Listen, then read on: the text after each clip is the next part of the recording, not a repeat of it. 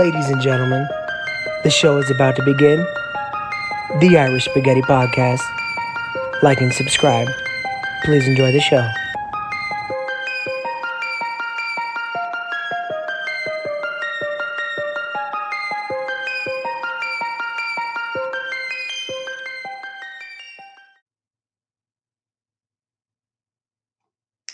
Ladies and gentlemen, welcome to the Irish Spaghetti Podcast. We're your hosts, Billy G, Nikki P. Nick, how are you? As always, sir, I am never better in all of my days. Right on, baby. Yesterday I was 5'5", today I'm 5'6", tomorrow I'll be 5'7". I get stronger every day, Oh my friend. my gosh. Stronger okay. every day. Can't keep a good man down. Yesterday I was 298, today I'm 299, now I'm pushing the bar at 300. My height increases. My weight. He gets taller, I get wider. I don't know what we're doing. Whatever I gain in height, he gains in weight. He gives me it. It's like I'm like a fucked up Freaky Friday. Oh, dude, yeah, it's just spit up and morphing into this. Well, man, God. Episode 9, we bring this up all the time. We are on a roll, ladies and gentlemen. We are happy to be here. We are doing this for you, doing this sort of for us, but we always thought, we said, you know what? It's for us. Yeah. It's for everybody. Yeah, yeah. We always knew we had something while we taught, we want to bring it to the world. I don't like fake altruism. Yeah. Not a big fan of that. We're not doing this straight. I'm not fucking your wife because I want to. I'm doing it for you. Because she's lonely. It's just charity. Yes. You should be thanking me. Take her to dinner. Oh God, that wouldn't that be the most? Wouldn't it be the most like he's like what is that? When somebody's narcissistic thing somebody could come up with for themselves? 100%. Yikes, man. Well, I mean, couple things in the news today. Not much going on, really. Kind of a slow news day. Yeah, we listen. There's plenty that I could tell you about planes crashing and house fires and stuff like that. We don't always want to go on that. We both agreed that we want kind of like a variety of everything, but we never want it to be some doom and gloom network. We have enough fear networks out there. Exactly. You're scared, aren't you? I'm scared. So if I'm scared, I know you're scared. Swine flu. Yeah. Hey, COVID. New variant. We're excited. The common cold 19. Yeah. Well, I mean, isn't that... People get so mad when you say that. Do you know what's weird, though? It's like they talk about, this is the worst disease that ever hit. And then, but meanwhile, it's like, and I get it, and I know this is just some, fact that everybody knows, but they still haven't cured the common cold, right? No. So it'll never be cured. It's just part of the environment now. Exactly. I'm pretty sure polio was more devastating. Yeah. And they came up with a vaccine. The Black Plague, didn't that kill 2/3 of the population of the world? It was right? wrecking humanity. Yeah. The Black Plague was what they pretended COVID was. Yeah. Basically. That's so weird. But it was way more horrifying too. I mean, I'm not saying that suffocating to death is a pleasure. Obviously, it's not. But it's different than having your flesh rotting off. Sure. Imagine leprosy. That's terrible. Yeah, but I mean, leprosy's awful as it is, right? But the Black Plague was even worse. Your fingers turn black, your nose turns black, and it's because there's no blood coming into it. So then they just rot off. You piss and shit blood until your insides finally rot out enough to where it's things just stop ticking and your heart gives out. Could there be a more painful... honestly, day one of getting the Black Plague, I think it's called the Hunter virus. I think it's a lower variant of it. But day one of getting the Black Plague, I'd be like, kill me, please. You know what I mean? Why would you want to wait and see what happens? And I know death is scary, but I'm sorry, in that particular case, not only that, medicine back then was just horrible, Well, you're sitting next to another guy with Black Plague, looks like he's a fucking crypt keeper. Yeah. This mummified guy sitting next to you. This big falcon mask where there's a beak out there, and he's going, it doesn't look good. I'm like, are you sitting with me? Goodbye. Okay, I every day I have to, poop into some wooden bucket, bring it out back, do this. We have to fight for flour to make bread, and now you're telling me that I pretty much have medieval AIDS. Goodbye. I'm out. I'll see you. No. 3 good days left. Yeah, exactly. Listen. Well, I wasn't really pushing the envelope before this happened. Now it's over. It's it's time. Thank you so much. You self-guillotine yourself because they didn't have Yeah, not everyone had guns back then, so you had to... Yeah, you even have fun with it. You're like, off with his head, you're trying to look as it's coming down to make sure you get a good slice off, you know? But you put the blade on upside down, so the blunt slide just snaps your neck, and it takes like 6 hours to die. You're just paralyzed from the neck down, and now you can't kill yourself. Just enough blood's coming into your throat, so you eventually drown. So the disease gets you anyways. That would be so shit. Your finger, you mishandle it because your finger snaps off because of the black plague, and you're like, oh, dude. You're just stuck on that block, just waiting for someone to come find you out back. Dude, I'm telling you this right now. I'd be sitting on that block going, well, I'm so glad Jesus Christ has come to save us all. Oh, thank you, Master. Do you know what I think I would do once I realized I was fully paralyzed and I tried a few times, like Kill Bill, wiggle your big toe? Yeah. Once it set in that I was actually paralyzed, I think I would just start weeping. I yeah. think I would just be like... Well, I'd be weeping. Because now you're sick? Yeah. I'd be weeping on my way down to the casino. Everything would happen, I'd come down, crush my neck. And then, you know what? I would start weeping when I look up, right? And there's like a werewolf, because it's back then, It's like, it's something horrible's got to come around. A werewolf smells my blood in my throat. And I was like, coming over, and I go, why? Why is it, dude? There was actually werewolves back then. Yes, exactly. Just knights at a round table hitting like holy swords and stuff. Too, like if you saw it from a third person point of view when the blade comes down, instead of it going through, it just bounces off the guy's back, and he makes that choking sound because his neck's on the block. No, he's just like. Hey, it would do that noise. That noise I would see. Remember, like the women getting hurt. You would go. So it's like that out of breath noise, like. Yeah. Just going. It's hysterical. Dude, life back then must have been just your really nagging wife comes out. She's like, I told you to double check the blade, but you never listened, dude. Oh, you messed up again, have we?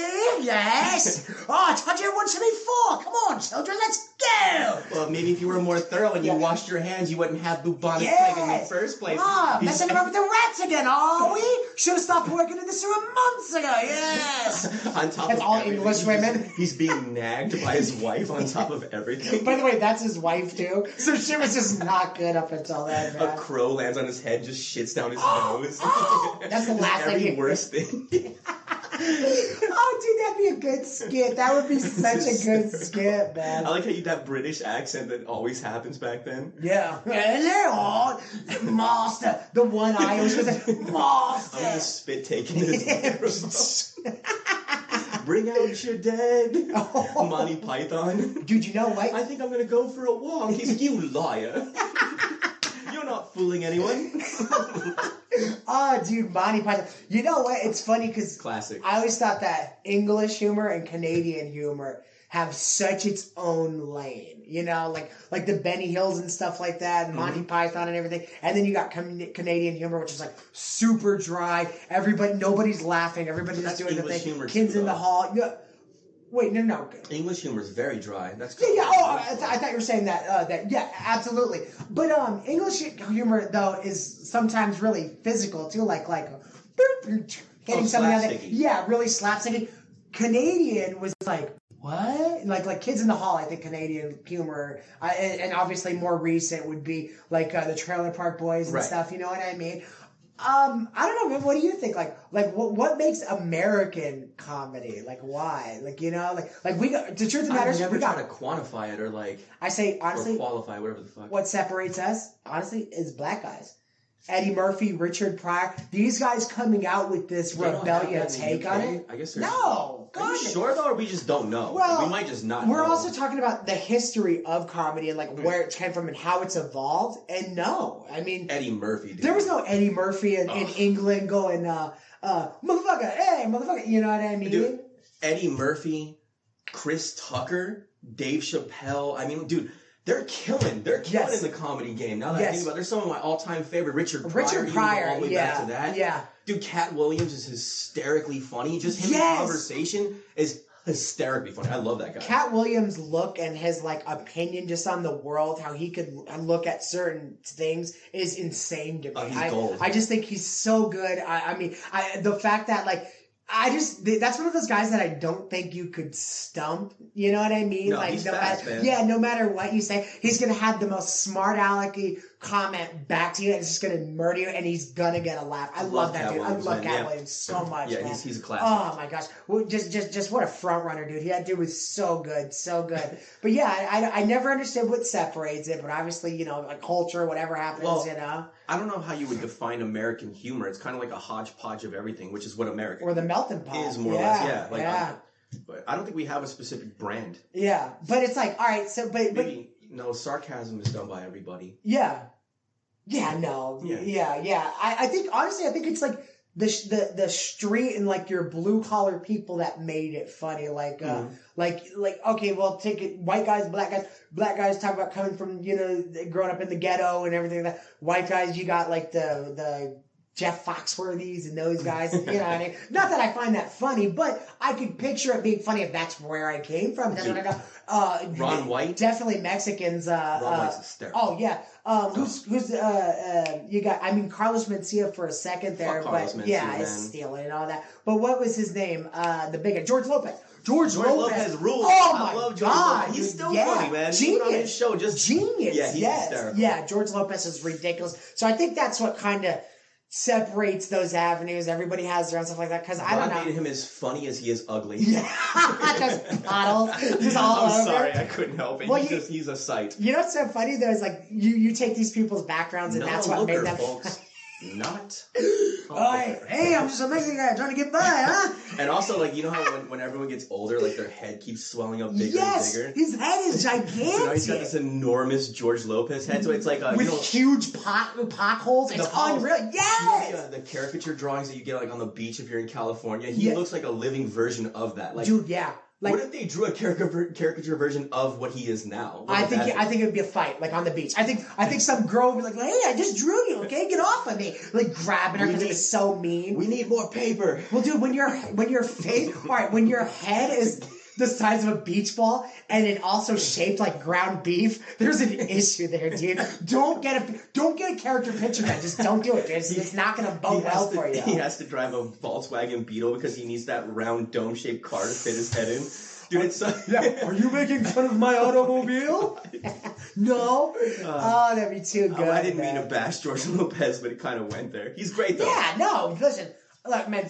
Physical appearance is totally on the table. That dude is insanely talented, just like everybody else we put on the board. But yeah, it's really weird. But like, you're never gonna get like some I mean, maybe, I don't know, but you're never gonna get some comedian from like Mombasa, like giving you stories, and you're just like, when you haven't eaten in 4 days, do you ever get that lightheaded and you're like, don't know what to do and you're doing this and you're just dude, yes, and you're sitting there like sad and there's like you're just pulling out a granola bar from your pocket like, do you want this? When he does it in front of his crowd out there, they're all sickly and weak, so the laughter is faint.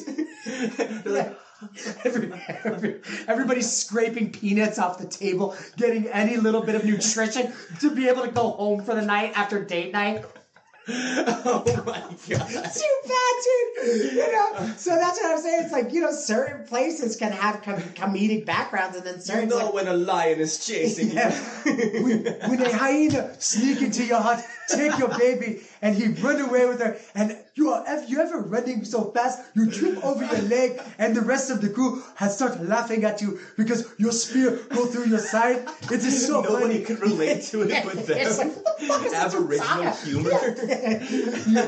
And I said, okay, I guess I throw the baby out with the bathwater. And it's fine. Never saw my daughter again. And you're like, whoa, and they're like, boom, boom, boom, boom, boom, boom. Everyone's like, dude, too much. Oh my God, yeah. You take that act over to the States? Yeah. What are you doing? It'd be sad, man. It'd be so freaking sad, dude. Oh my God. Well, I'll tell you what, Nick.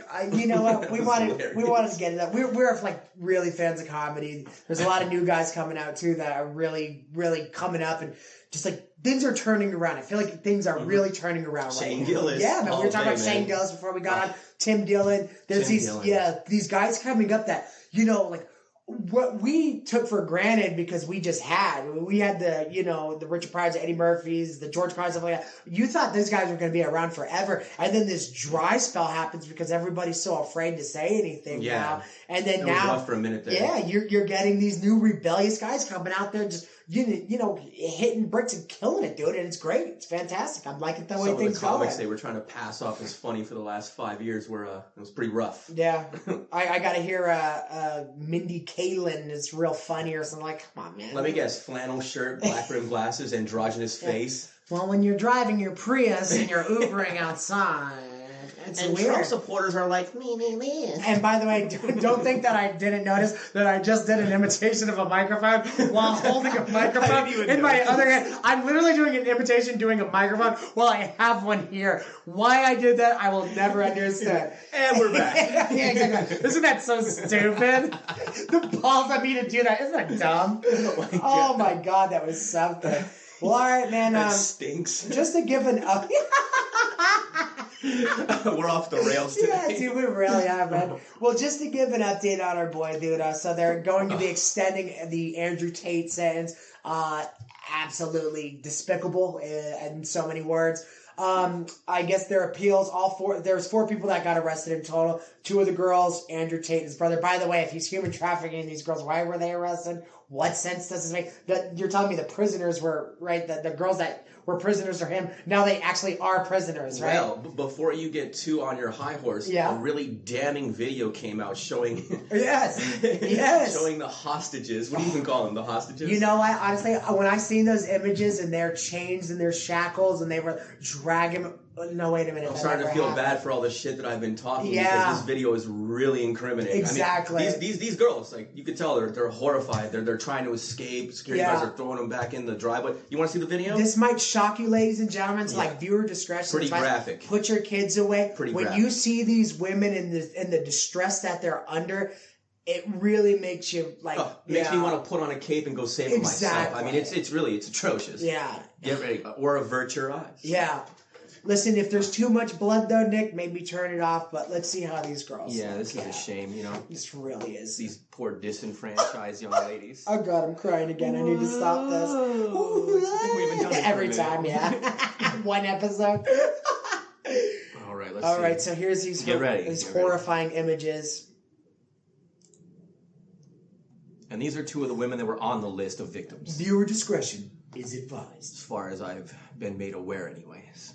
Forgive the guy in the corner. I couldn't find a video without someone else doing a reaction to it. Or don't forgive him. Shout out to Frank Valcieria, whatever the fuck. Valcieria. Oh, yeah. Here they are. Here's the ladies. Oh, yeah. Oh, my God. Look at her. She's trying to make her escape. Now, Nick, is that... here comes security to beat... Nope, Dominoes. Nick, now, white leather boots, is that standard attire for just hostages, right? Yeah, absolutely. Yeah, okay. Yeah, whenever you kidnap someone, you always give them better clothes than what they came with. Exactly. Designer everything.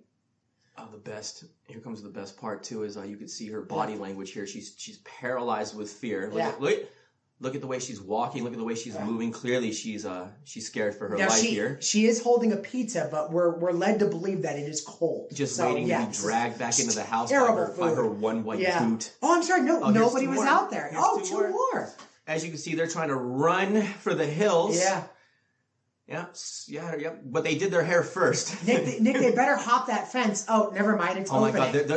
Look at how close they got. This is a shame. They got this close to tasting freedom. Gosh. Oh my God! Yeah. If they were just standing right outside, they probably should run. Oh no, never mind. I'm gonna put the video on the sound on for 1 second so you can hear them screaming for help. And also, you'll see in the background sometimes there are some passerbys. Right? Yeah. So we'll be the neighbors that they like to wave to, aka everybody involved. Oh, they're screaming for help. I don't know if this actually does. So those are the 2 women.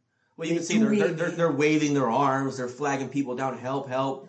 Calling for the police. Listen, if this isn't obvious yet, where this is all oozing in sarcasm. These girls are fine. These people are fine. They're not doing anything wrong. They're just hanging out with interesting. They're young people, literally living the time of their life. I want to be in Romania right now, having a wonderful time. Don't you? I guess so. Dude, if this is what one of his victims is, dude, please, I'll be a victim. Sign me up. Sign me up. I'll pull my balls out on a webcam. so I can get and by the way, some free clothes and pizza. I'll tell you this right now. Nobody's denying the fact that these girls were doing, these girls were in the sex industry. But there's nothing wrong with the sex industry. Separated. There's a sex industry and then there's human trafficking. And that's where your mind needs to be made up in all this, where Andrew Tate stands in all this. Look at him getting in their personal space and pushing them back. Look at them. Making sure that they don't make a run for it. Exactly. Broad daylight, busy street, there's cars coming by. Neighbors outside, everybody's chilling. My favorite part, I wonder if they showed in this one, is when one of the girls is walking back, you see her laughing and giggling and smiling. I'll zoom in on her face. It's so apparent. Like it's no fear here.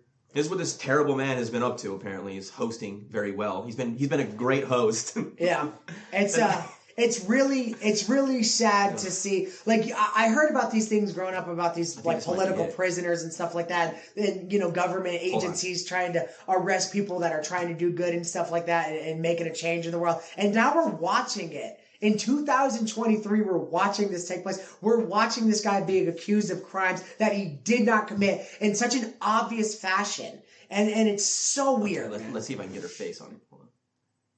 You'll see in a sec here. Oh my God. All right, let's get a look. Look at the smiles. You can see it. Even though it's grainy, you can see the smile. Look at, they're laughing, they're giggling, they're joking.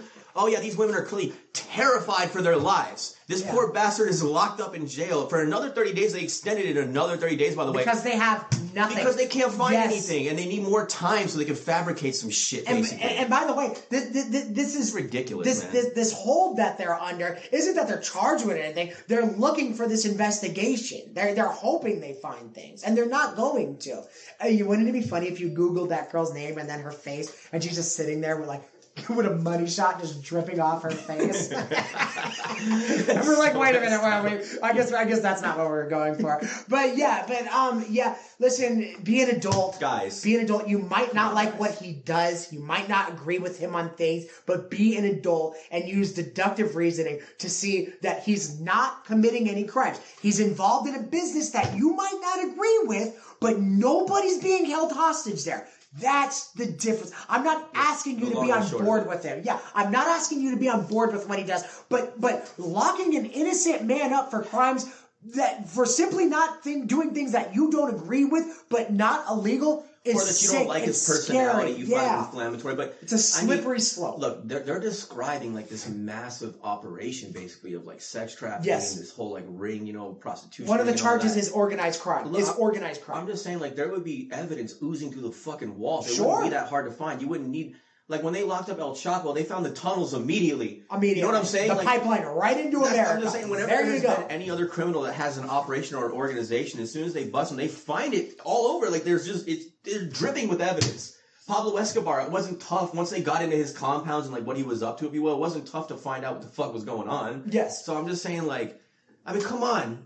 Where there's smoke, there's fire, but there's very little smoke, and there's clearly no fire. So at what point do we just let this burn out? And if you want your argument to be with the girls that are coming forth and saying that there was foul play and that they were, these are them. Yeah, from what I understand, these are two of the women on the list, and then the other two that came out and said that they were not victims and disputed the entire thing, which nobody talks about. And over the last few years, I'm telling you, you might not think so. You might not think that there's any real reason why you would do something like that, but I'm telling you, there's opportunity there. Yes, there's easy mark. Yeah, you could write a book, you could be a part of a movie, you could be doing interviews and making hundreds of millions of dollars that you never had before, simply to say it's bad. There's already been countless examples of false Me Too's out in public. Yes, that's already happened a million times. Like, absolutely. No one's not familiar with this idea. I mean, it's happened a lot of times.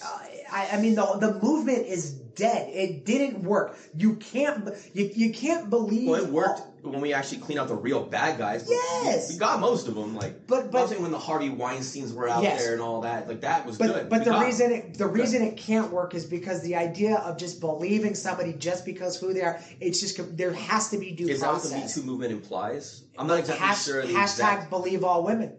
That part you can disregard. The Me Too part needs to stick around forever. Like any women or anybody who's been raped or sexually taken advantage of and have kept their mouth shut, you need to band together, join arms, get these people. It needs to be exposed. No one's going to judge you or look down on you for it. That's all. I love all that. That's all great.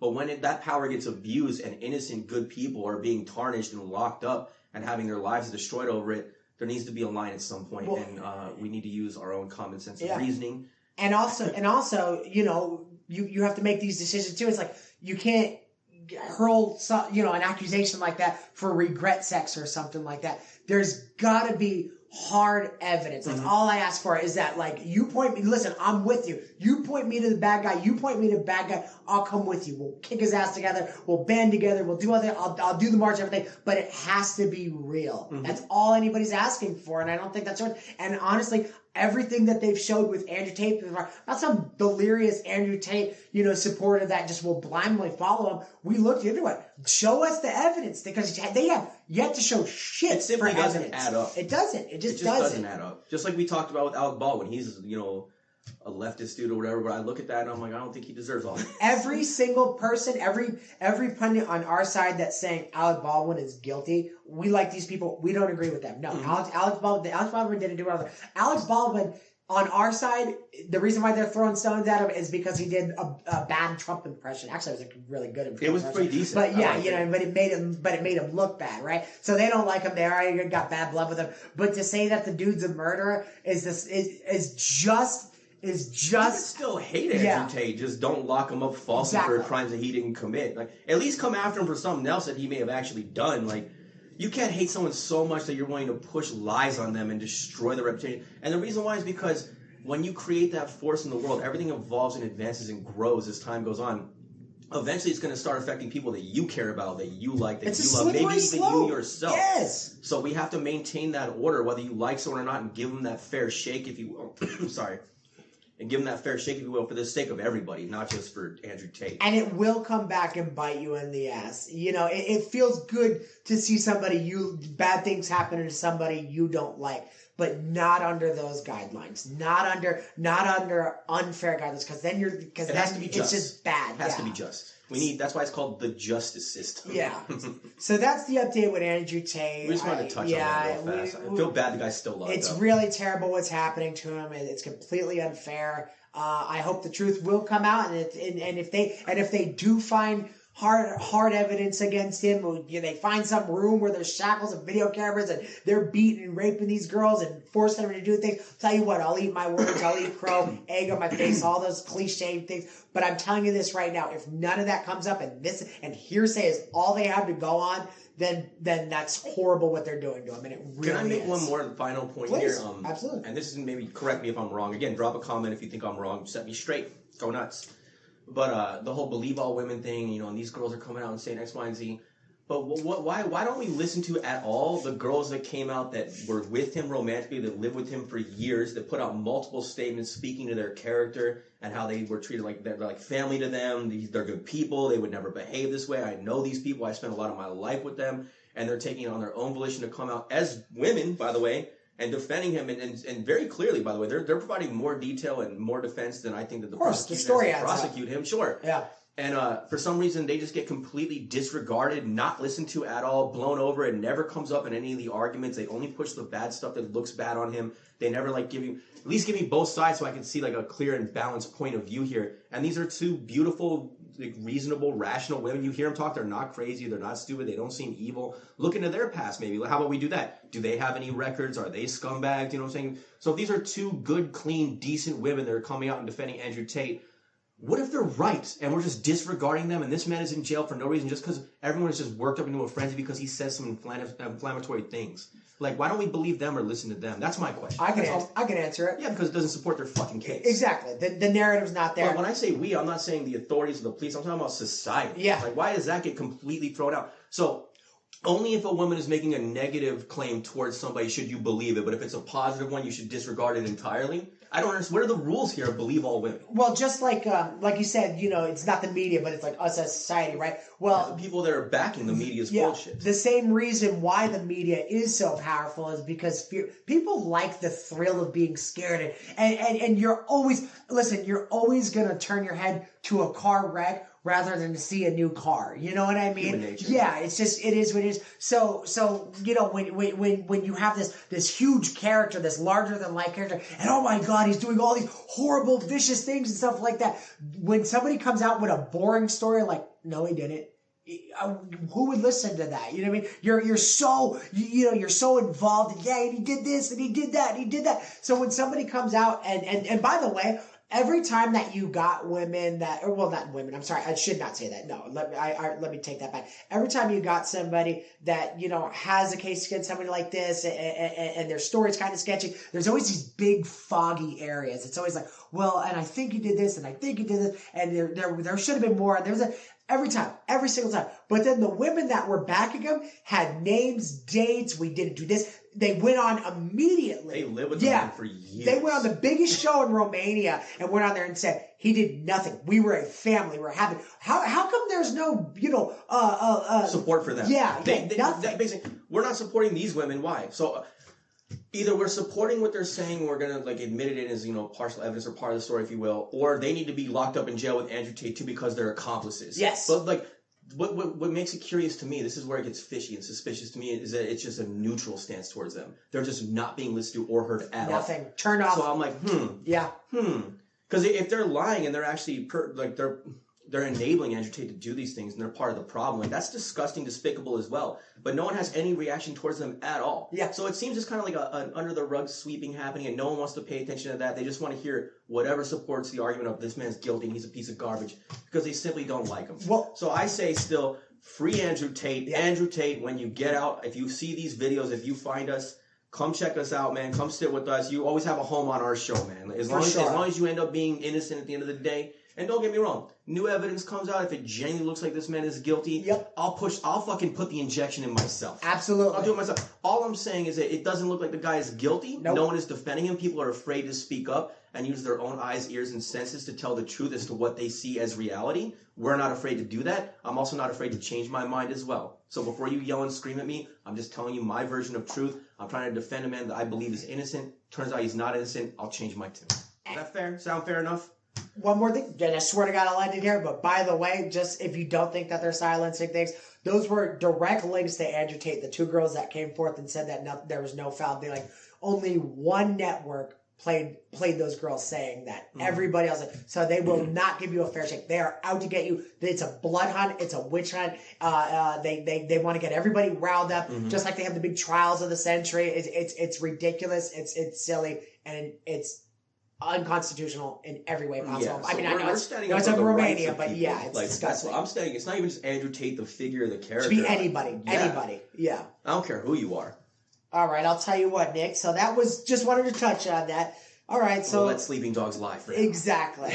All right, no, we said no doom and gloom, but we did want to talk about this. We didn't really know. Honestly, if we were being completely candid with you, we really didn't know how we were going to approach this in the beginning. We had a conversation for...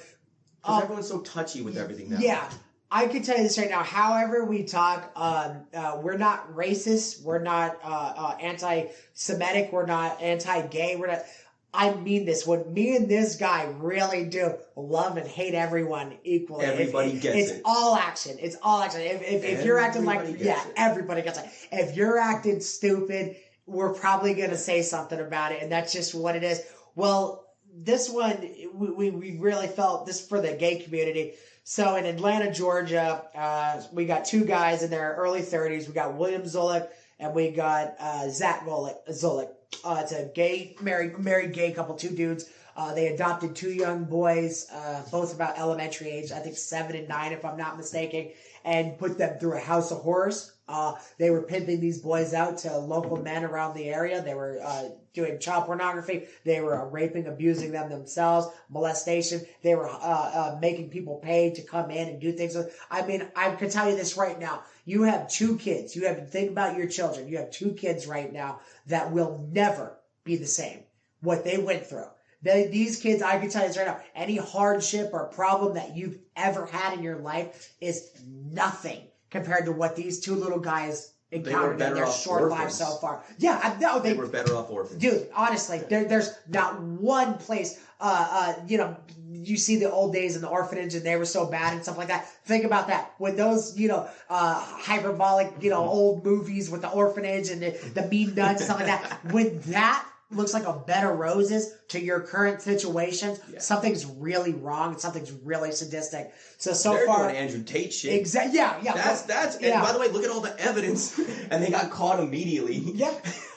On a much smaller scale. They found these guys. Yeah, immediately they found. By the way, how they found these guys wasn't even direct. Really? Yeah. So I don't know the story. So Tell me about it too. So in Loganville, some guy was downloading child pornography, and it's a scene out there. You know, I mean, they get these guys and they go all around, and you know, computer porn is computer child porn is obviously a huge problem.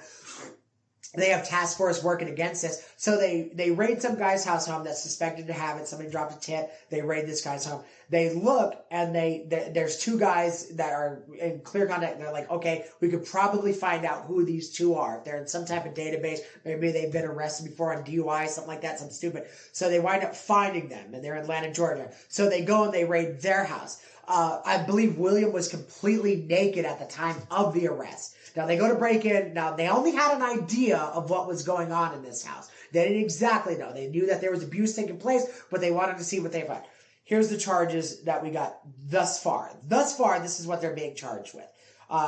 So, aggravated sodomy, incest, aggravated child molestation, felony sexual exploitation of children, a felony prostitution of a minor. So they pimped out both kids. Local guys. Can I pause you for 1 Please? second?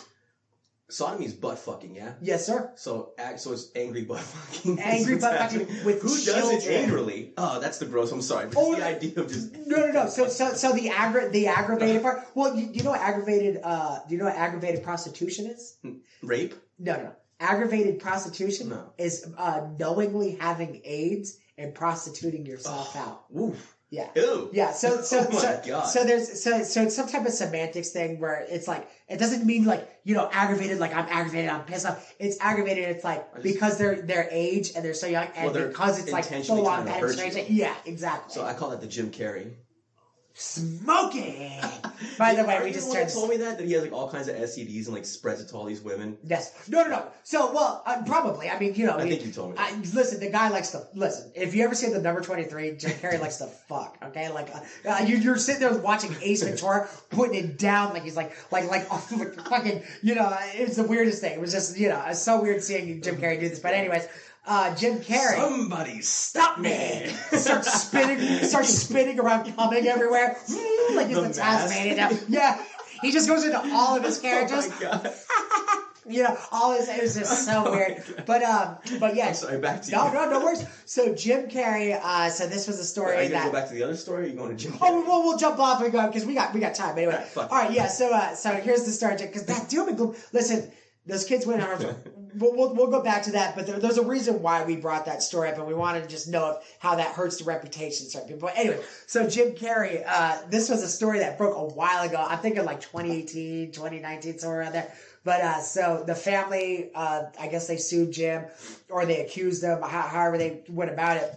Well, Jim Carrey was dating some chick, and I guess he gave her the herp and a couple other diseases, like really filthy shit. Yeah. And like just treated this girl like a dumpster, right? Like which she probably was, but who cares, you know? But neither here nor there. So she still had a right to know. Exactly. So she calls Jim and she says she needs medical attention or something like that for, like treatment and stuff. And I guess Jim was like, who? It's her, and hangs up the phone. So many references. Hilarious. Dude, you can do so many references with this, right? Ball over tuna, right? So Jim Carrey, I guess he just ghost her. Like, I'm not talking more, that's it. So he leaves her in a bunch of STDs. Now look, I'm going to tell you this right now. How I feel about this situation, I think it's messed up. I don't get surprised when a celebrity's a piece of shit. It's not shocking to me. I mean, they're human beings. They're just in the spotlight, but whatever. You don't think they are who they are in the movies? Yeah, that's so weird. Isn't that crazy? You know what? I thought I knew every side of Jim, but I guess not. He's not Ace Ventura in real life? It's so weird. You know what? In that one movie, he came out really dumb. Like, what was it? Dumb and Dumber? Yeah, I don't know. But, so anyways, we've been all over. By the way, this story ends with this girl, killing herself. But, yeah. So she got a bunch of diseases. Foreshadowing? Yeah. You just tell them the ending flat out. Whoa! Hey, So she wind up taking her own life, and the family goes after him, and I guess it came out that he really did, like, he really gave her a bunch of stuff. She was really busted up over this. But I mean, was it? And then told her to take a fucking hike. See a bitch. Yeah, beat it, stupid. Hey, I'm in Paris right now. You're gonna stop fucking up my lunch, and hangs up, you know. But I mean, what does that mean? It's like, all right, now is he an issue for not acknowledging that maybe she really was hurting and maybe this really did bother her? Or is she an issue for not being an adult, knowing that you take these risks with having sex without rubbers and stuff like that? He's a scumbag for that. I'll even go as far as to say he's more guilty of manslaughter than Alec Baldwin. Explain. Because he knew he could have helped her and he didn't. Alec Baldwin had no time to react, no time. It's like he couldn't actually stop it from happening or prevent the guy from dying. Jim Carrey would have just sentenced that lady to whatever life she was about to have after getting riddled with diseases. But she didn't have to kill herself, don't get me wrong, but his was premeditated and intentional, which makes it more disgusting. Whoa. Premeditated. No. You know you're riddled with diseases and you're passing them on to people. And then when they call you for recompense, you tell them to go fuck themselves. I think that you're guiltier than whoopsie-daisy, I didn't know this gun was loaded. Now, I think you could argue that Jim, and in fact, I think it's pretty much for certain, right? I'll agree. Jim Carrey is a real piece of shit for spreading disease. But I don't think that somebody super spreader sorry. COVID jargon. I think that so, you think somebody you're gonna piss somebody off or something like that. I don't think you could ever prepare yourself for or bear the responsibility of. I'm not talking about the suicide. This chick might blow her brains out. Well, that's what I'm talking about. One person had the intent to hurt, and one person did not. Okay, yeah, that's all. Absolutely. So sure. I'm saying that it's a viler attitude than Alec Baldwin was not trying to hurt anybody at all. Oh. Alec Baldwin was literally. He did not want to. Alec Baldwin was literally in the middle of a joke. So, he was literally looking at it, going like, motherfucker. Yeah, bang. And you know what's pissing me off is the way that they're going off on this dude. They're like, he pointed a gun at her, and it's like, dude, I'm sorry, but if I was on set, especially a cowboy set, and I had a bunch of prop guns sitting there.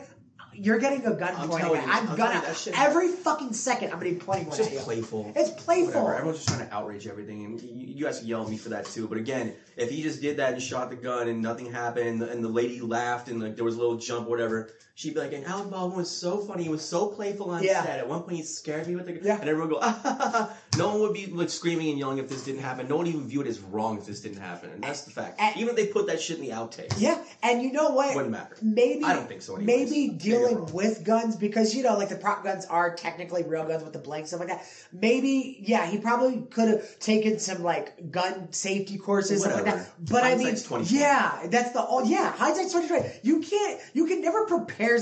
The point is, again, just like God, are we spinning around today? But just like Andrew Tate, you have to separate the two. Did Alec Baldwin murder somebody? Did he mean to murder somebody? Or was some fucking freak accident that's literally going to bother this guy the rest of his life that he had no hold whatsoever on? I think people forgot about this, the last thing before we go back to the original story. People forgot about this. Sometimes shit happens. It does. People die. Did you know that? Happens, man. Hey, did you know that? People die. So what, the guy lived 60-something years and he didn't. He's like, it was a mistake. Yeah. I mean, there was a high consequence for it, but shit happens.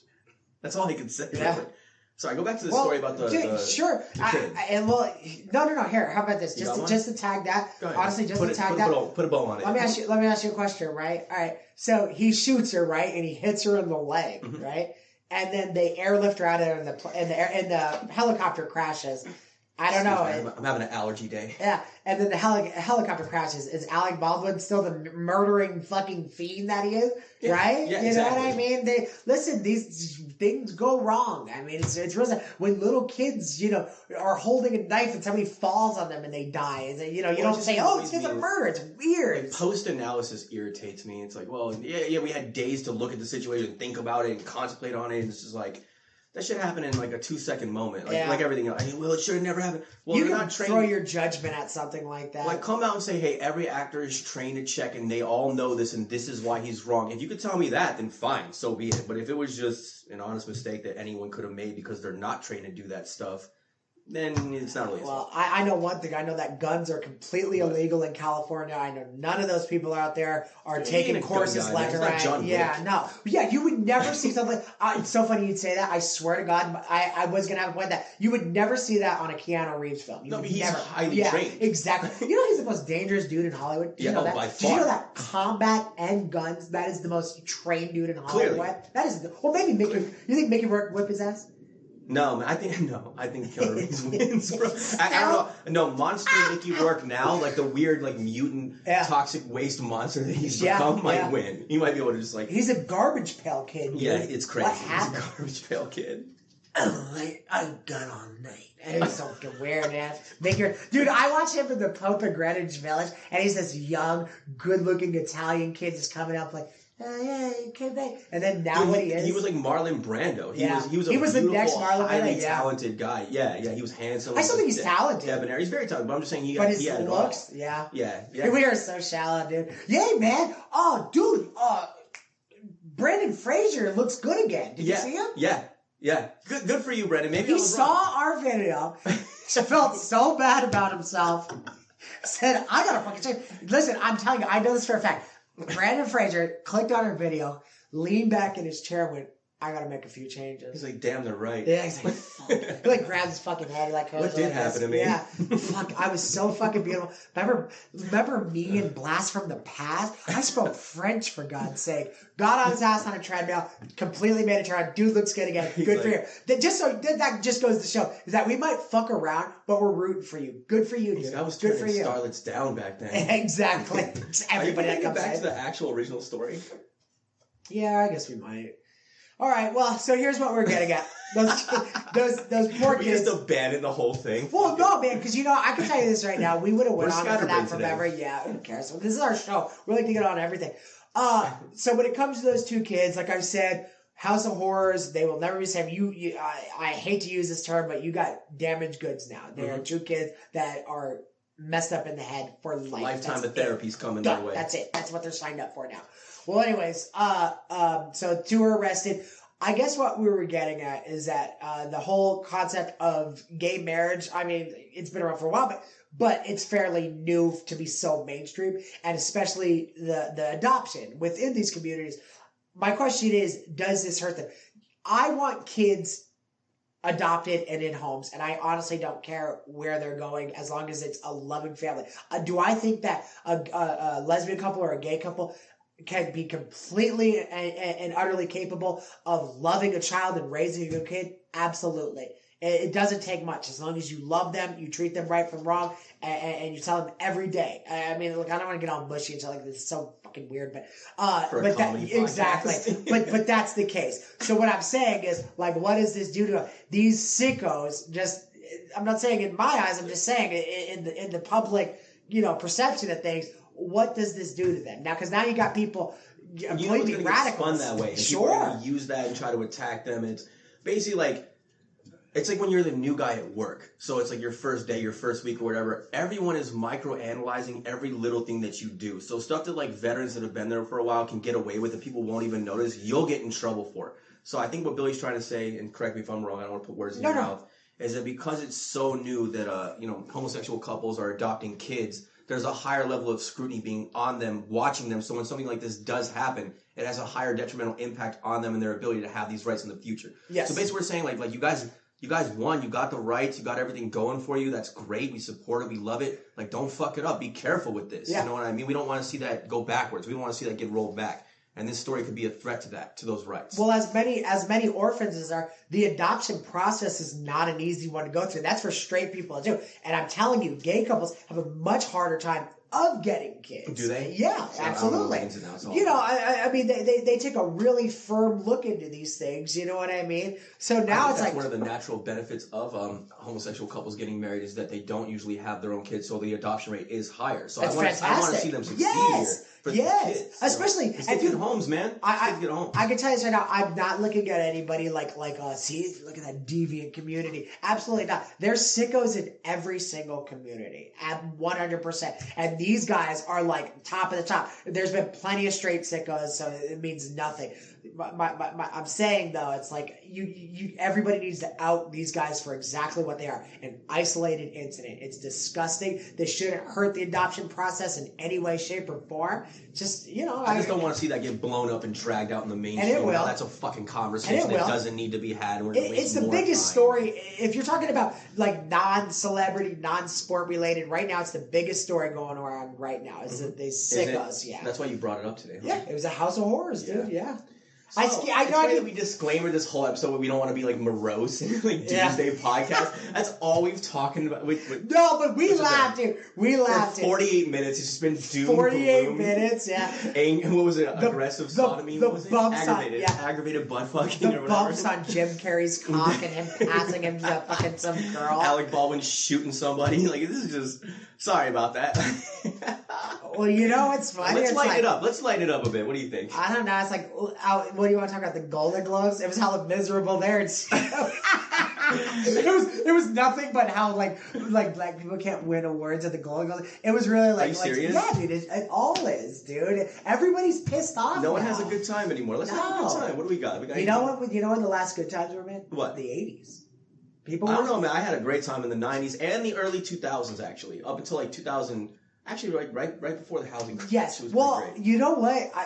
Right after the 2010s, it started to get a little weird. What did it? Because I remember the 80s, like, it was nothing but a good time. Everybody's dressed up like chicks and stuff, just wagging their head. It was a really cool scene, you know what I mean? 90s, I think grunge and I think 90s was people listening to sad music, but happy people listening to sad music. We were still having a great time, though. Now it's sad people listening to sad music. Talk to kids from anyone that was born like that had the 90s, and we all rave about it. Yeah, no one's pissed. But I guarantee you, when we go back in history and talk to this generation that went through all this shit, they're not going to talk about it the way we talked about the 90s. Yeah. That's for sure. No, absolutely. And it's not going to be one of those things that's, history will remember it differently. It's going to be like, oh, God, everything was so fucking sucky. You get in trouble for it. And what's weird is one thing that we definitely don't have is the internet to be such an impact on all of our lives. The internet, everybody uses the internet. Little kids on up to senior citizens. Now it's like that's going to be in the conversation when people get older, which is something that we don't have. And we were talking about riding bikes, doing stupid stuff, doing stunts with skateboards and playing outside with friends and hide and go seek in the dark and stuff like that. With your uncle. No, I'm just joking. But yeah, it was just a really exciting. Who adopted you? Yeah, my gay Uncle Terry and his husband Jeff.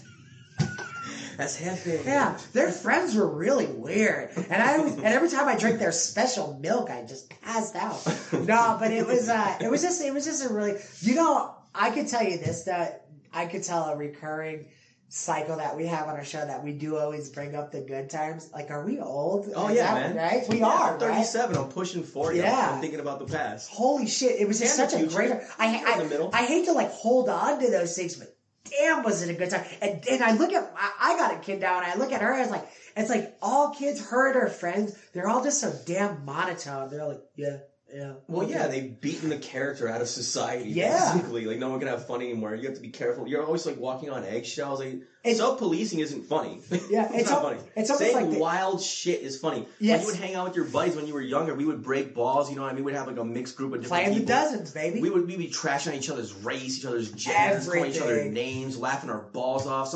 You were trying to say the wildest, most shocking shit possible, and that was entertaining. And guess what? It was entertaining. It's still entertaining. Yes. It could be. Whenever we love something, it's always that, even to this day, man. But I feel like there would be one nuanced person that takes offense to something. Do you think there's a person on Earth on either side of the fence, liberal, Republican, doesn't matter who they are, that doesn't think that the Chappelle Show was one of the funniest things that ever existed?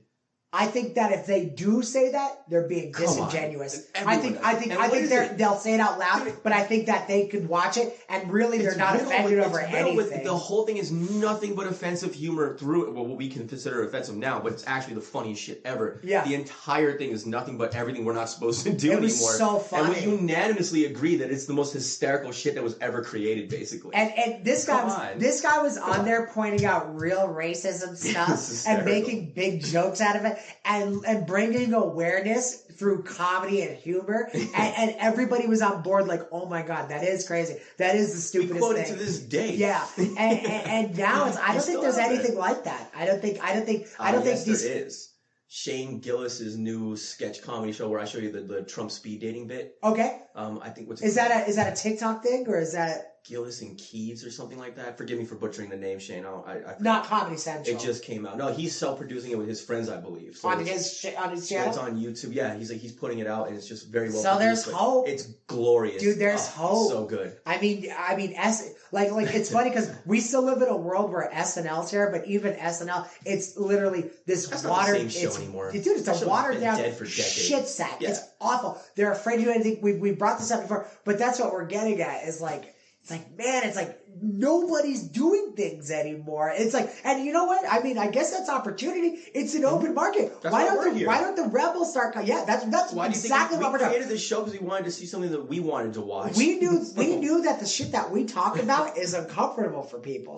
So when you're in your chair and you hear us say something and you're like, holy shit, like if you know us, don't know us, and you hear us say something and you're like, oh my god, did they just say that loud? I assure you, we don't care. We don't care. Attention makes nothing. things fun. Exactly. You're shocked. You're messing about it. Please talk to us. Talk to us about it. Tell us how you really feel. It's right there in the description below every one of our videos. Yeah, and I promise you, we're gonna take wiffle ball bats and beat you over the head with common sense to explain to you that really you're outraged over nothing. You're allowed to have a good time. You're allowed to have a good time. Yeah. Cheers. That Leonardo DiCaprio. That ting. Look, we're only on this planet for a handful of years. Let's just try to make it as good as possible. I understand we all want progress and forward motion on social issues and things like that, but sometimes you just got to forget all that and just have a good time. Every once in a while, you just got to let it be a party. Just because we're circling back so much, you could be with the Black Plague right now, pissing and shitting blood with black fingers and a black nose, dying on some hand-woven, sheet that passed down 9 generations already, sitting there in front of any heat that comes off the fireplace, and you go, oh, the needles again, and your asshole's falling out of you with just blood falling everywhere, and instead you're in this utopia of amazing things that you could do anything you want.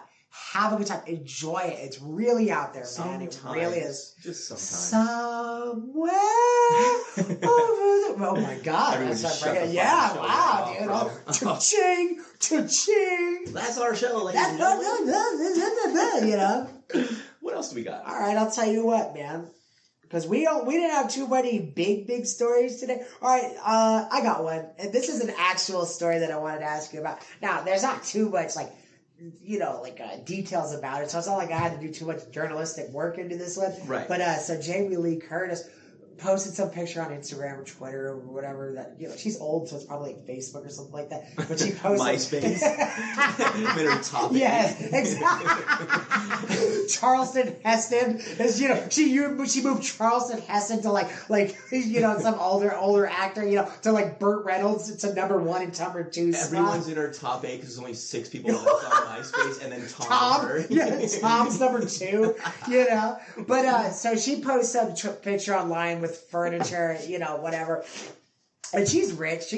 Her dad's Tony Curtis, so she's Hollywood royalty. I mean, she's been in it forever. She is the scream queen. But so she posted some weird picture online, and in the background, she had this big photo of a completely naked baby girl in this glass jar, and you see the baby's privates and stuff like that. And people are losing their mind about this.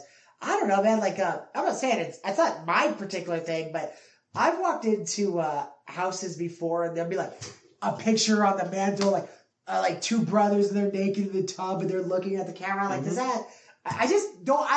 Maybe I'm not outraged enough. I don't know. No. Is it really a big deal? There doesn't need to be outrage here. Who cares? Who gives a fuck? It's her fucking. Bro. If she wants to look at a baby J while she's eating, fucking. What is that? Look, she likes weird art. Big deal. Don't go to her house. Don't look at it. But what's that yogurt she eats? What's that yogurt she eats? I have no clue. Truvia. She's sitting on the table eating Truvia with a baby J just chilling on there, going, "What the? It's rich people shit." Dude, why is anyone talking about that's in the privacy of her own home? We don't even need to know about that. This isn't Balenciaga where they're putting it out into the world and doing this disgusting. That needs to be stopped. Absolutely. But this lady has some weird sculpture in her house. Who gives a shit? Why are we judging everyone's personal decisions in their personal life that has nothing to do with anyone else? It shouldn't even be public knowledge. We shouldn't be talking. This is what I'm saying. This needs to calm the fuck. We need to stop with this. Yes. So what? She likes weird shit. She's a little bit weird. Don't we all have quirks and kinks, by the way? Yes. Doesn't everyone? Let me ask you this, ladies and gentlemen. I'm asking each one of you individually. If they went through your life with a fine-tooth comb, the way they do with all these other people that get exposed and blah, blah, blah, and attacked and persecuted, they're not finding anything? Oh, nothing, they would. Nothing? Yes. Not you, right? Oh, not they you. would, yeah. Everyone has some shit. Everyone has some skeletons in the closet. You're gonna find something. Whether or not it's a crime is what matters. Anything else out of that, not your fucking business. Yeah. Ain't your business. We're all human. We've all fucked up. We've all made mistakes. We've done good things. We've done bad things. We've done embarrassing things. We've done great things. Yada, yada, yada. If you pick through the bones of my life with a fine-tooth comb, you're going to find shit just like they will if they do it to you or anybody else. You're going to find it. Enough already with this judgment and this bullshit. It doesn't matter. She likes weird shit. Big deal. Who cares? Who cares? Well, I think that the all right, so we were talking about this earlier. The tide's beginning to turn. You know, you said like you feel we're like all our just tide's beginning to exhausted, win. and we're tired of caring so much. It's exhausting. I think cancel culture is almost like taking big outrageous bites anywhere it can to like try to grab on something that'll stick. It's just trying to survive. And it's like okay, so some old lady has a picture that you're kind of weird about on her wall. I guarantee you, she's honestly, you're really gonna stress over that. You really think that Jamie Lee Curtis is some psychopath because she has some weird picture of a naked baby on her wall? I've seen a ton of naked babies on the wall. Who gives a shit? It's honestly really it's none of your fucking business is what it is. It really is. That's really and I get it that surface. she puts it out in the world and we all got. But you know what? Now I don't even want to hear that because everybody is putting their shit out in the world. And you know what? Honestly, if she's saying, "Here's my new table. Look at this," if she's not saying, "What do you feel about this picture?" Honestly, don't even comment it. Mind your fucking business. If you don't want to talk about the table, fine, don't. But other than that, mind your business. This is how fucking hokey our whole culture has become, that this lady's table is a national discussion. Yes. This shouldn't be a national discussion. Most of what we talk about shouldn't be a national discussion, by the way. We shouldn't even have this material on our show. As a matter of fact, I can't wait till all this passes over. Hopefully within our lifetime, we still have the show, so we could take it over to just more lighthearted, benevolent things and just joke around and get back to regular issues and regular things. I can't wait. Yeah. I don't want to do this for the rest of my life. We're only speaking on it because it's what's happening currently. And it's the climate that we're in at this point in time. But I don't want the Ben Shapiros of the world and the whoever the fuck is on the other side of the world to have to exist in perpetuity forever. Yeah. At some point, I would like us to come to terms and get over this so we can move forward and have some peace and some joy and some jovialness in the world. I want to be gregarious, not fucking outraged. Yeah. Well, you know, this isn't fun anymore. This stuff, it's not, and it hasn't been fun, as a matter of fact, for a long time, if not forever, since this all started. The stuff that we're focusing in on, you look at these things and like you're thinking, wow, like. You care about what's going on in Jamie Lee Curtis's kitchen. You look at that, life? Well, no, but you look at that and you think, wow, our problems really are small. The issue is that we do have major problems that we should be talking about, but instead, we're talking about this certain level horse exactly. shit. It'd be one thing if we didn't have any issues and we were so bored. That'd be a good thing. That if you're worried about Jamie Lee Curtis's kitchen and there was like no other issues going on. The problem is that society is literally in flames, dropping down. And you're worried about her kitchen. Oh my God, it's unreal. That's what I'm saying. Let's get our priorities straight. Yeah. Let's get our priorities straight, people. Because this country, damn, dude, it is definitely on the back of turning, into something much different and much more sinister than what we set it out to be. And it's not okay. Well, here's the thing, too, is that like a little perspective is all that it takes to kind of snap everything back into gear. So let's just say we have this social insanity and everyone cares so much and everything is life or death when it's not. And well, if he's saying this, then people are going to kill each other over in Idaho and all this crazy bullshit that we're all talking and everything that we seem to care about, that everyone's so passionate about. Imagine, like, and this is just for sake of argument, imagine we got attacked by another country and we were actually in a war tomorrow. Guess what? No one gives a shit about any of this. All of a sudden, a real issue has come. We unite as one united front, which is exactly what will happen because we'll actually need each other at that point in time. And we'll realize in that exact moment in time just how stupid all this has been. So I almost wish we got attacked for a day just so we could see that, and then it just goes away. I'm sorry, but the last time I saw this country united was 9/12/2001. 9/11. Yeah, exactly. But I'm just saying, if Russia was rolling tanks down our streets, you think we'd be talking about Jamie Lee Curtis's fucking table? No. We'd be stomping Russians out. I'd get your liberal ass over here and get my back, because we need to fight against these people. Let's go. And that's what we need to be again. We need to remember this. At the end of the day, a little perspective doesn't hurt. Yeah. So, God, we're on our soapbox today. We need a catastrophe, man. That's what I'm just saying. Like it's a little perspective. That's all. Yeah. Sleepy Joe down in the basement. What do you want to happen? What would be? All right, listen. I'm gonna get weird. I don't want anything to happen. I want us to just wake up on our own and we can just carry on. With what's left of our broken country and put it back together and have a good time. Gun against your head. No matter what, if you don't choose, they all happen. Okay, so this you have to answer. Okay, all right. If you had to pick Alec Baldwin's gun against my head. Alec Baldwin gun against your head. I know that one's going off. Let me finish. Okay, all right. So gun against your head. All right. So either A, they hit us with like an atom bomb, right? Like Russia hits with. All right. Here's a multiple choice. A, Russia hits us with a atom bomb. Mm-hmm. B, China invades through the sea. They're sending warships over. They're invaded off the California coast, doing everything they can. Okay. C. Who else is obviously not the atom bomb? Like that's already ruled out. How far does that stretch? What is that? Doesn't that turn like basically an entire city into just like that's the most terrifying and devastating thing. I would never want to see that. Like how much? The only thing worse than that is 2 atom bombs. Yeah, but how? 1 million atom bombs. How much destruction does it do? Like you put it on the map. You got your little stupid map. It's a cartoon map, and you go pew. How much goes down? I'm pretty sure if you dropped one of those, you could say goodbye to all of New York and probably most of Pennsylvania. And then there's like the nuclear fallout on top of afterwards, everything's radioactive and all that. So devastating. So devastating, man. Oppenheimer, right? Oppenheimer, yeah. So what else? So what's my third option? Gun to my head. I mean, happen? No. Our biggest threats are always Russia and China. I'm trying to think of like another. I would say threat. Natural disaster. How about this? Civil war breaks out. It's complete and utter civil war. But I'm talking about the one that we're talking about, not the economic war we're talking about, but the like bloodshed. Everybody's murdering everybody over completely like political. The purge. Yeah, gun against your head. Where do you go? Well, the third one is not going to unite us. So the idea was that if some kind of catastrophe came about, it would unite us. And which catastrophe would I like to see happen to unite us? Yes. So civil war automatically is ruled out. Atom bomb is ruled out. So there's your answer. So China coming up. China. Bye-bye. Baby. I can't stop doing that shit. It's so funny. You think that could ever be successp? What, China attacking us? I mean, like for like a coastal front, and they come in. You know what I mean? Like, what would that look like now? I'm trying. I guess what I'm saying is like we all see in the movies where the 1,000 warships plan, and we've seen D-Day. It wouldn't look great now with our front line of vegan troops that are malnutrition, pregnant women, just slumped over. Like they don't have the strength to carry their rifle. Some 19-year-old liberal arts college student that joined the army for like a social experiment or something like that. Yeah, have a steak. Yeah. Get out there. I don't want my meatloaf today. Everybody else is eating in like 60 seconds and stuff like that. It's just a weird thing, man. All right. Is this soy? Is this soy rations? All right, I'll tell you this. All right, if I had to choose, I think the Civil War. Wow. Okay, defend that. All right. That's going to bring us together. Okay. No. Wasn't the argument the disaster that comes that unites us? Yeah. Okay. You're picking the Civil War. I think that as much destruction that it would do, I think that instead of having somebody else come from the outside, because I think opportunity would then be born and they would probably attack us anyway.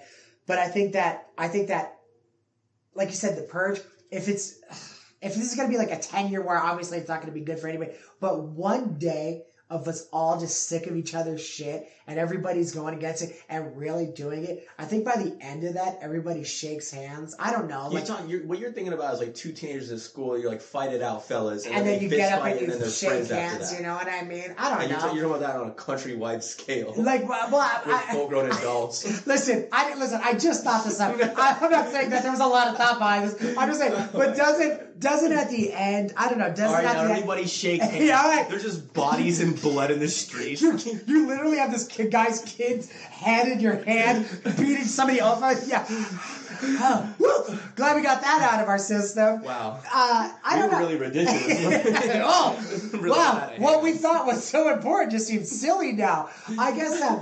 What if there wasn't guns involved? Everybody's just beating the shit out of each other. Hand to hand. Hand to hand. What does that do? This exercise was for two reasons. Checking the mail the next day and your neighbor you just beat the fuck out of comes out at the same time. You're Phil? Top of the morning, Phil. Yeah. Hey, did you still have my weed whacker over there? He's running inside. He's missing an eye. He's got a fucking eye patch on. you're still in your gear with like a big mantis blade hanging over your arm. You're like, Phil, kicking him in the ass as he runs back to his front door. You murdered both his kids the night before, and now you're asking for something. Oh my god! I guess listen. As a gesture of kindness, I'd like to have you over for dinner tonight. Listen, let bygones be bygones. My wife, I got a couple of Cubans. Come on over. Let's watch The Masked Dancer. I think they're unveiling in the night. Come on. Everyone's just tired the next day. I think hand to hand that'd still be weird. Listen, when I said this exercise, I believe me, I brought that shit up in there. That's what you're describing. You're describing the purge. So the purge, but no death. People are gonna die, man. There's no way to control that. Does it help though? Does that release of fury and anger that we've been watching brew for so long in this country? No. Finally, the cup runneth over. Does that finally end? Well, here's the thing: end? They have so much hatred over there that if they win, they're gonna kill us all. I don't know what we're gonna do if we win. So I don't know. I don't see anyone. I think they got younger guys. Yeah. No, they don't. You don't think the younger people are more likely to be liberal? Oh, yeah, for sure. You know what I mean? Yeah, that's true. So we have a small window where we actually have some force left. Yeah, we got old man strength. We got real man strength. This is a call to arms, ladies and gentlemen. Yeah. We start trying to rally. But, all right, and we're always real. No arms. We're always real on our show, right? Yeah. All right. Black guys. They're very, very powerful dudes. They are. They're very strong. Yeah, look at sports. Yeah, they're beating the fuck out of us. What does that do? I'm going to say this. I'm going to be real. That's who wins. I think whichever side has the most black dudes fucking wins, man. You know what I'm saying? Yes. You got about 4, I'm going to say, being real, 4 or 5 regular white guys to one dude that could really get down, black dude. That's honestly, that's 5 to 1. And it's odds. That's the odds. All we have is the conservative twins. Yeah, we got the Hodge twins. They're leading the front. We're all behind them, scared and shit. They switch sides of Barbie, man. I wouldn't fight with them. And they come up, they do their thing. Yeah. And then the only problem is their side has bigger black guys. That's all they wins, man. Just like if you see an NBA team, who's winning? Yeah. The all-white team. Exactly. Dude, once we saw those Converse All-Stars and the little goofy white guys in them, we knew it was over. Once the black guys started doing hook shots and shit, we knew it was over. Just jousting us with their enormous hard cocks. You're getting played defense from a foot away. Yeah. Williams!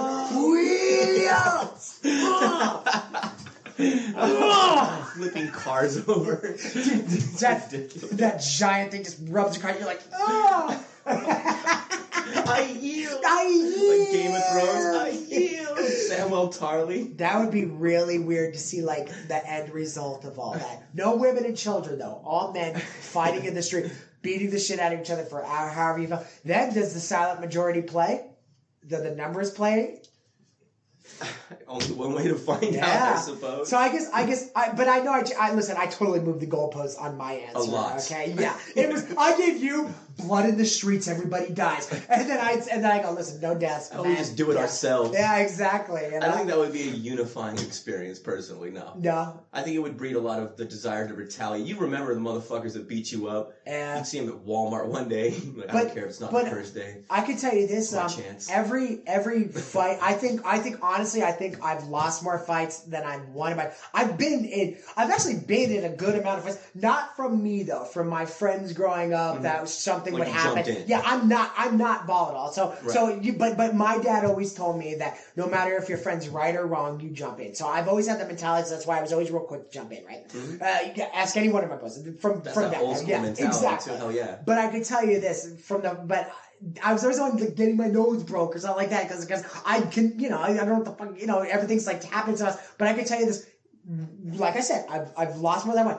I can tell you this, no matter what, when I walk away and the next day, there's always this like comfort that like washes over, like an as being has its perks. Like you almost feel kind of like, yeah, it's like therapeutic in some type of massive manner. Adrenaline dump and like endorphins. Is that what that is? That's why people cut, because like, your body produces endorphins, so you're beat up, so you have endorphins in your system. Massive adrenaline dump, pent up frustration that you get out in that moment. So there's a cathartic element to it. There's no doubt about that. Yeah. Whether or not it'll be long lasting or actually lead to some kind of viable change is unlikely, in my opinion. And the ones you do win, there's that bolt of like adrenaline, like, this is great. This is what we do. Yeah, I've felt both. What we do is this, to your point, I found a way to make your like niche idea work. In Seattle, I don't remember who was telling me this, you're allowed to challenge each other to fist fights and the cops will stand by and let it happen so long as both parties agree and it's legal. Really? That law. Yeah, I forgot who told me that. That's a wonderful law. That law should be everywhere. If we had that would check a lot of people. Because a lot of the attitude that we see now, oh my God, this is making sense. A lot of the attitude and the crazy shit that we're seeing now is because people feel too safe, like nothing's ever going to happen to them. Yeah. If that law was instated, say you're on the street, someone's running their mouth talking shit, you look at them like, hey, you want to go? And if they say no, they bitched out, and that's the end of that. Do you know what I mean? That's a dishonor to them. So before someone speaks up and runs their mouth, if we all have the authority to say, hey, do you want to go? And a cop has to stand by, and they basically referee the fight. Like, they don't let it get too out of hand and things like that. That's wonderful. That would solve so many fucking problems. Think about that. Yeah. Dude, but that's how we should handle it. There's also certain stipulations that come with that, too. Like, let's say, like, what? I really... Standing 8 count? No, like, no. No 3 knockdowns. But some big-ass black... I don't know why there's got to be black, but it's like a really strong, crazy-ass dude. A giant challenges me, and I really don't want this because I know I'm forget. Oh, sorry. Forget getting beat up, but like I think this dude. Well, again, I guess the refereeing it, but like let's say you don't want to do it. Isn't that bitch out or the fact that they didn't get what they wanted? Isn't that where more crime starts to happen? No. Like, doesn't that turn into no? You know what I mean? Because then it's just like when you were in high school, you have to be more responsible for your opinion. Because if you're saying some wild shit and you're getting inflammatory, the other person can legally challenge you to a fight, and nobody wants to back out of a fight, especially in public in front of everyone. Yeah. It's a dishonor. So even that's either you get your ass whooped or you win or you back out, but there's a consequence. There's a final conclusion, and then these situations just don't keep like just whirling around over and over in perpetuity. It is. It's a good idea. That's a great. And then again, like if both parties have to consent to it, if one says no, you can't just go beat them up then. But that's a great way to do it. That's a great way to do it. The only thing that could go wrong, like even if like you're not worried about getting beat up, is like things go like you're like, listen, I'm all in. You like bring your family out there. The only thing that could go wrong would be kind of like how it happens. Like, let's say the guy hits me and I go, ah! And he hits me again. I'm like, ah! And that goes viral. Yeah, just everybody's seeing it, and I'm wincing like a little girl, and I go, ah! Ah! And he's like, really, he just stands up, he grabs me around my shirt, just starts slapping the shit out of me, and I'm going, ah! Ah! Ah! You're watching. I reach for my daughter, like, I reach for my daughter, I go, get it! And he's just slapping me.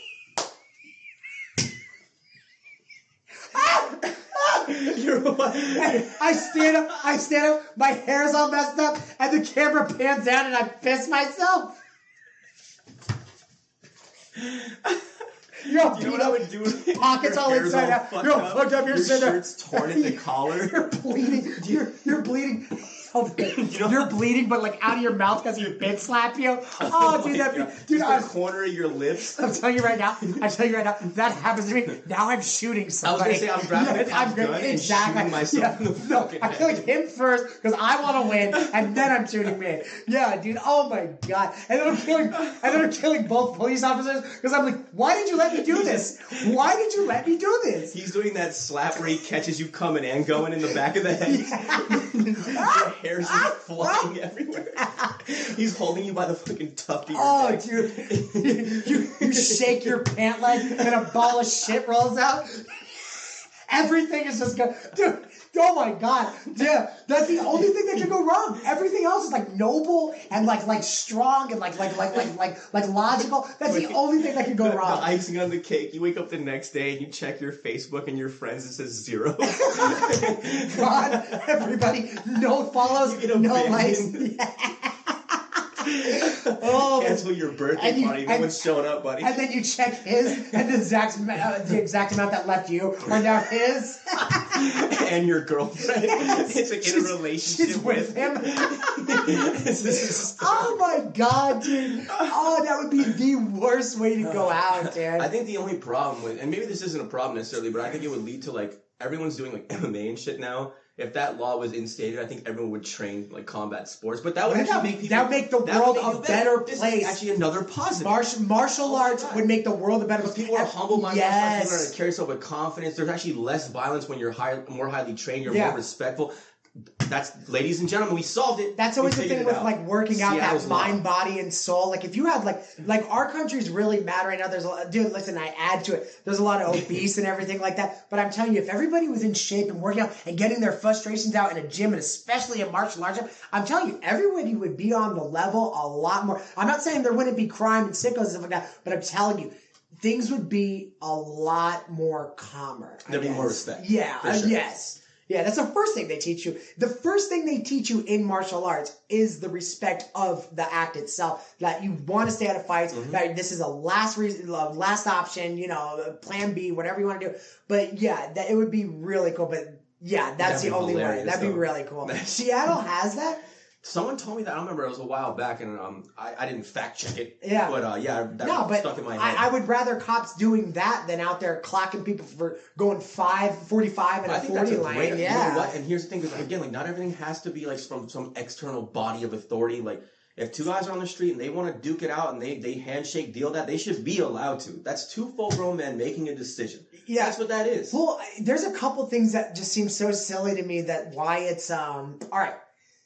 All right, now I'm not agreeing with any of this, I don't think anyone in Seattle ever enacts that law. It's a bunch of pussies. Yeah. No, exactly, out of everybody, right? But let me ask you a question. Your latte. Things that shouldn't be illegal, okay? All right, all right. Now, this is controversial, okay? If a mother and son or a brother sister want to hook up, should that be illegal? I mean that. No. No, right? They're two consenting adults, right? No. Okay, so that's illegal. No. I just always thought it's like, well, I don't know. I was like, I want less government. I'm not saying I agree with it. I'm not saying you're not a fucking freak. You're disgusting. You want to do this. Like, I'm saying, though, it's like, don't you think that's kind of like... It's a victimless crime. Yeah. It shouldn't be a crime. Yes. It's your consenting adult. It's gross. Suicide is illegal, which doesn't make a whole lot of sense because I don't know who's ever going to pay the penalty for that. I think once you've done it, I think you pretty much paid the price. Dude, guarantee they send your family a bill. It's always about money. Yeah. Watch. You're right. You, like the clean up. Yes. Yeah, all that. Yeah. You get a bill and they just take money. Our friend Jamie. That's why you got to do it in the bathtub. My buddy Anthony's mom bought the house next door as a project, and she rented out to his older brother and his buddies. This dude Jamie. They said that he was cleaning his gun. It went off. I was obviously a suicide. I think at the time I was a kid, so I believed it. Is this just one of those they didn't want to be labeled as a suicide? Well, yeah, they were talking to his friends like, yeah, he was cleaning his gun. It went off and it shot. Now you grow up and you realize, oh my god, this guy killed himself. But you think I thought about it a couple of years later. But anyways, my buddy's mom, she was a maid. His dad worked for Republic Services, and so the kid wound up killing himself. So she goes over and she's talking to them, and they come up and there's a crime scene cleanup. And the crime scene cleanup says, like, here's the rates. We can get all this out of all the postmortem stuff. We clean up the rates. Yeah. There's rates. There's a cleaning fee. I assure you. She's a maid. Okay. She goes, I got it. Holy shit. Let me tell you something. Now I'm going to send this because I love Vicky. Oh. I love Vicky. She literally was like a second mom to all of us. Vicky goes, no, I got it. I'll clean it up. I'm not paying this fucking bullshit fee. Get out. Yeah, you're not sticking me with the bill because of this kid. Like, no. She takes the lemonade she gave him back. Well, she's like, get the fuck out of here. She scooped up all that stuff. Oh my God. Cleaned it up. That you charge a fee in a time like that. It was in the master bedroom. Listen, I got a story for you. Swear to God, no shit. So she cleans up all, right? I move in the house about 2 years later with my ex, and it was the biggest bedroom. It was the master bedroom, right? The master bedroom, and then the second one. We moved in the back one, and I put Julian in that room. I thought there was ghosts. I was just gonna say, were you haunted? Dude, one time I heard the knocking and he was sleeping with Alicia before, like, you know. So then I remember one time she's like, "We'll go check on him." She's like, "Fucking nag," but we'll go check on him. And I go there and I open up the door and he has his feet and I hear this tapping noise and I open the door and I'm thinking in my head like, all slow and shit. And I'm like, Jamie? and he has his little feet and he's sitting like upside down on his bed tapping the thing. And I always remember that. And I always thought to myself, that was the scummiest move. Dude, I'm scared as shit. I'm telling you, this little boy was petrified. I went like this, right? All the light drains from the room. You put the little kid in the room. I did. I went like this. I looked at him dead in the face and went, look, Nick, shut the door, went right back to bed. He goes, scary in here, isn't it? Yeah. Tell Jamie I said hello. You want me to tell you a ghost story before I put you back to bed? Exactly. Hello. Yeah. Hey, but I'd come in and tell you a good night story, but I'm terrified. Shut the door and walk away. You open the door with the flashlight under your chin. Who's in here? Who's been sleeping in my room? I didn't kill myself. No, he's still out there lurking the streets. He'll be back. And then I got my hands in the door and shut it. Instead of knocking on the door, you scratch the door just to fuck with him. Oh my God. I start slamming the door where you can't see me. Oh my God, that was such a bad scene. I was gonna say that second part, but that's just evil. But yeah, man, it was bad. But I always remember, I was like, right when we were like walking in, like seeing the place, I was like, that's the room. That's the room. I'm like, hey, that's your room, yeah, buddy. Exactly. You're holding his little hand, just leading him into the dark room. Hey, buddy, that hole up there, it's not a sunroof. I like shut the door. You get me? Yeah. Dad, why is there a peephole on the ceiling? Oh my God, it's a bullet-shaped hole. Yeah. Well, you see the smoke around it? Nobody's looking through it. Yeah, no, dude, it wasn't gonna happen. No. Well, I'll tell you what, man. This episode, I want to give us a pat on the back. We had barely anything coming into it, and we really spun this one. We are something. We Frankenstein monster put that one together more or less. And sometimes it's going to have to be. Yeah, we got the other video, the fun one. No. I was going to end on it, but I wanted to let them know. I wanted to let them know that I'm telling you what we're doing here. There's a reason why we're made this. Like I don't mean like toot our horn or anything like that. But me and this dude could just non-stop conversate, and that's why we decided to do this anyway. Mm-hmm. Anybody that knows, God, we used to get in so much. I used to get in so much trouble for talking. They would love him, and then I would get in trouble for talking. This is the only job that we could do where we don't get in trouble for We talking. need this all day long. This isn't stopping. We're not slowing down. 3 episodes a week. Let's end this baby on an upswing. This is a video that we both love. Now, kids here, once again, going back. Kids today, an oldie but a good. Yeah, they see videos and they'll forget it in 5. They can see somebody get their head chopped off and forget it. Now I do too, and they forget about it 5 minutes later. These videos, we used to have to go out and rent traces and faces of death just to see this. Yep. Oh my God. Just to see this. And half of them were fake. You had to sort out the fake ones from the real ones. Dude, it was the fake ones were so bad too. It was so silly. Some guys like rippers just like, and you're like, oh my God, how did he do that? Why? What did he do that for? Fix the tracking. I can't see it. Yeah, what the heck's happening? But so this is a Russian talk show. This woman came in. All right, you know something's wrong when some dude dressed in karate garb is holding a fucking bear with no muzzle on it. Black belt, ghee.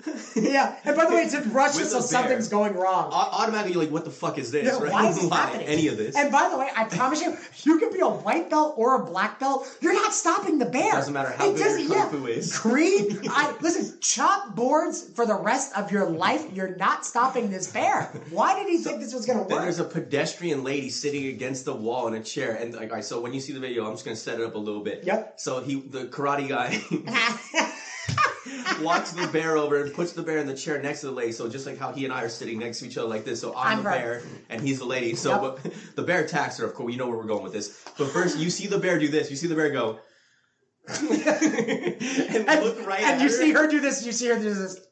And then it just open hand just slaps her in the tits and then gets her on the back and takes her down. And the best part is the karate guy starts trying to do karate on the bear. And this judo is chopping. not part of the bit. Yes. He gets into the whole stance and everything like the bear's gonna fucking respect that. Yeah.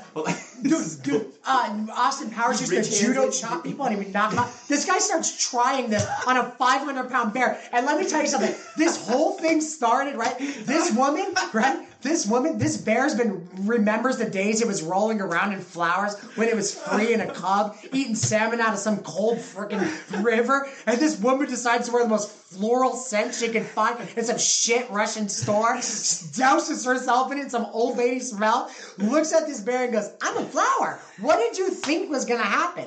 What did you think was going to happen? My God, right? What's that scent? She's like, Halibay number 5. Yeah. It's Halibay. What's the... Yeah. Halibay. Oh my God. Dude. Once he starts using footwork, oh my goodness. It was just, dude, I could not have worked out worse for her. What an idiot. Oh my God, let's bring it home on a notable upswing. Here we go. This is exciting for us. We introduce you Russian bears. Oh my God. Obviously, there's Look at circuses. how old. This is the size of the screen back then. That's just how it was. Wait, hold on. I'm still zoomed in too much. Look at him, but we wanted to see him walking in. That's why we tried him from the front. This is the best. Oh my God. Look at that. Look at this perp walk. The good old days where there was no fluff, just bear attacked woman. Yes. We watched this, loved it, moved on with our day. You it was ready? the best. Have we got volume on this one yet? All right, cool. Oh, I hope so. Good. Yeah. It ain't the same without our screams. And Circus Bear are about to Circus Bear. No, they just should be bear. Woody Harrelson. It's a weird role, Woody. Can be unpredictable. By the way, I'm sure this bear... Like she's all happy to be a part of it. Watch the look. First the look. Yeah. I'm here. Boom! Boom! Goodbye. Look, he does karate. Karate. He does Two men doing karate. Oh my God. Again. The look. Back is to my the favorite woman part. when she goes to sit down. And when he turns, he He looks so right at her scary. rack. He looks right at her rack, bro. Oh my Look God. at that. He sizes up. the woman You know what's odd? You know what's really odd to me, though, Nick? Why did that make them feel safer that he was like a karate man? Dude, yeah, it was all optics. Like, I'm gonna wear my karate suit. So then, no, I'm not fucking around. You know what's really weird to me, though, Nick, is that the bear's from a Russian circus. Wasn't he treated good? I couldn't keep a straight face. No, he was abused every day of his life. And give you the most fucked up look until you laughed. So I heard that snort giggle. Yeah, no. Russian Barney and Bailey's is good. What are we talking? I'm sure they feed him every day and don't whack him with weird little doing whips. karate on Yogi. Yes. Yogi Bear every day. I'm sure a vicious karate chop to the head every time he doesn't ride the little bike is necessary. Sure. Just get a test. It's just those bare necessities. I got a fucking basket. Yeah. Hey, boo-boo, I smelled some blood on this lady. It's just her getting chewing on her cheek the entire time. He's just fucking karate chopping it. Dude, it's so ridiculous. Dude, and I assure you, think about this. Imagine 4-inch claws digging into you first before the bad part happens, before you get the teeth, right? Like just 4-inch claws ripping into your flesh, and then you got the mouth to look forward to. That's, dude, it's terrifying. The worst part is like when bears eat you, they eat you like they eat your stomach out, and like you're like alive for most of it. That is something, dude. Fun fact. Yeah. I read that on a Snapple cap somewhere. It was a very morbid day for Snapple. God, man. Did you know when bears eat you? That cran apple is some crazy shit, huh? They eat you from your asshole to your throat. Dude, what did that second was? Cran apple. Dude, but yeah. No, you know what's so funny though? You're like, Jesus. You know what'd be really funny though? It's like you're laying flat hoping it doesn't hurt you, and then it would do that dog thing that feels really good, like when they put their nose really far up your ass. Like he's got his cold snout on your asshole, and you're doing that thing at first. You're going, and then he decides to bite in and sink his fang that's this big into your nutsack and like the lower part of your back, so you're paralyzed. Now he's eating you. God, what a horrible way to go. What a horrible way to go. And they do, like even the salmon, you're right. They rip the flesh off the salmon first, horrible. Right? And the fish is just like, just from the side. Yeah, the side look, like, please. The side look. Dude, I'm sorry. I really do wish I really wish fish had like more expression, because like then maybe I'd feel bad. But you could do anything into a fish in front of me, and I really don't care. I don't know. Sometimes I just catch fish. I just punch him in the ribs and throw him back in the water. I feel nothing. Knock it right in the I go. Nothing. Yeah. Alright, you know what? You just reminded me of one story. This is a personal one. This is hysterical. Speaking of beating up fish. So this is when I was a kid. So my dad took us fishing, and we're in our teenage years. And I'll hold it because I just want to be close. So we're in our teenage years. So my dad catches this fish, or my sister, I forgot who it was. Or whatever. One of the two. And we don't know. We're not fisher folk. Like, we're not fisher people. We're all city people. New York, Vegas, all that shit. We don't have a lot of fucking experience. So everybody's doing their best. We don't know how fish work. So my dad catches this fish, whatever. It was too small to keep and eat, so we're going to throw it back. So my dad, for some reason, assumed that the way to deposit a fish back into the lake wasn't to, like, set it in the water and let it swim away. He slapped that shit in there. He grabs it by the tail. I just remember he was standing next to me. I see him with his hand over his head. And with all his might, he just goes, oh, no! And throws the fish. The fish, it basically side flops. There's no, like, belly flop. Yeah. It's side flop. It's still belly flop. It gets knocked the fuck out cold. So this fish is just floating on top of the water for, like, 45 minutes. We think this thing is dead. And then eventually you see this thing, like, come to and it just, like kind of, like, flickers away and knocks the fish out. So when he does it, right, so he just, and you hear it go, like slap noise. And I look over and this fish is just floating, and we're all, I don't think I've ever laughed harder. I'm crying. Oh, I would have died, dude. So I'm like, I couldn't even get my breath. I'm like, Dad, what the fuck was that? Like, why would you do that? What just happened? And he looks like horrified. He's like, I thought it would, like, just cut into the water. Because I thought he was diving. He thought he dove for him. Yes. He thought he made the fish dive for him. He thought he was helping it, like, get inertia back into the water and knocked it the fuck dude, that is too funny, I just hear Smokey, dude. That little peanut brain just rattling in its little head. We thought it was dead. It floated on top of the water for like 35, 40 minutes, man. It went away, though? It woke up and kind of like just... full use of itself. Yeah. I mean, I don't know. I didn't follow up with it, but yeah. It had a little paralyzed, like, fin afterwards. He's telling his grandkid fish the story. The fucker threw me right in. And that's why I can't use this flipper right here. Yes, it was mean up there above the seawater. He's like Mickey from Rocky. That's why we give him that voice. Where were you guys fishing? I don't remember. I don't remember, man. Yeah, I have a shit memory, but I remember that. Like, I just remember the outcome. I've done outdoors things. I've never been fishing, though. Oh, that was gold. That was one of my... Was it really fun? It was hysterical. That was fun.